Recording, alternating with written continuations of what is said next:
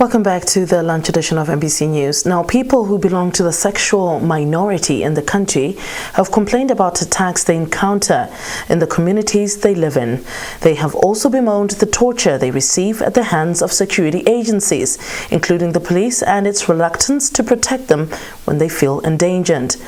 But the Malawi Police Service has quashed the sentiments, saying it serves and protects all people, regardless of their standing in society. Gondwani Chinele has the story. Sexual minority is a group of people whose sexual identity, orientation or practices differ from the majority of their society. These people include lesbians, gays, bisexuals, intersex and transgender persons. Malawi has these people amongst its populace. But it is not easy to be a person of such orientation in Malawi.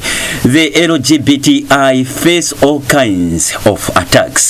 Group village headman Chibwana of Kuntaja in Blantyre acknowledges there is discrimination and hostility towards these people. The problem is there. People's rights are being violated. They are mostly beaten and some other bad things happen to them. They also get kicked out from their communities. So the problem is there. We have such men and women in the communities. But these are not the only injustices that these people face in Malawi. According to Nyasa Rainbow Alliance, NRA, a local human rights organization that advances the rights of LGBTI members of this community face discrimination of all sorts. Eric Sambisa, Executive Director of NRA, says the LGBTI community faces socio-economic discrimination, which includes being denied job opportunities, among others. He also alleges that the police violate the rights of LGBTI persons, which includes extortion and threats when these people are in detention. Sambisa further claims that the police rarely assist assorted sexual minorities. If you are not gender conforming, it's actually difficult for you to access some of the services. Violence by the authorities, let's say police, and the general public is actually what the LGBTI community continue to face in this country. Lawyer and human rights activist Osman Kennedy blames the attacks on the LGBTI community on the contradictions in Malawi laws. He concurs with Sambisa on blaming the police for failing to protect this community in Malawi. You see, only those acts that pose harm to the society should be criminalized. Where two consenting adults in private indulge in sexual intercourse in whatever manner that they decide, they have that right, and that right must be respected within the confines of liberty. These people have that right. They are human beings. They have the right to dignity. So it shouldn't be the basis for beating them up. And we also find that even the police, they solicit money from them so that they shouldn't be arrested.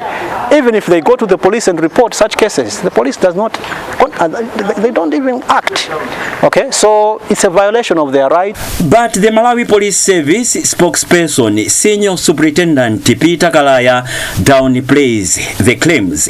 Kalaya says as a professional security organ, the Malawi Police Service treats all people equally, regardless of their sexual orientation. As a service, let me mention that the Malawi Police Service is a very professional institution, and we do our best to offer the best service to the people that we serve. We do not discriminate against anyone or any group of the society when it comes to us serving the people that we work for.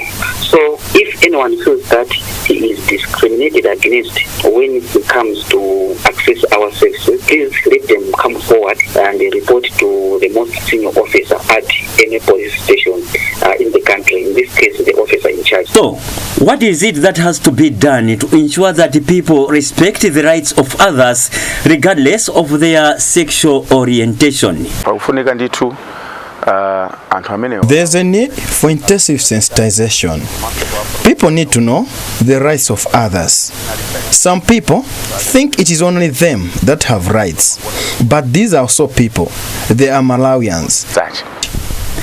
Executive Director for Center for Solutions Journalism, CSJ, Penelope Kamanga, says it is important for traditional leaders to be engaged to increase sensitization on minority groupings who continue to face different forms of discrimination and attacks in the country.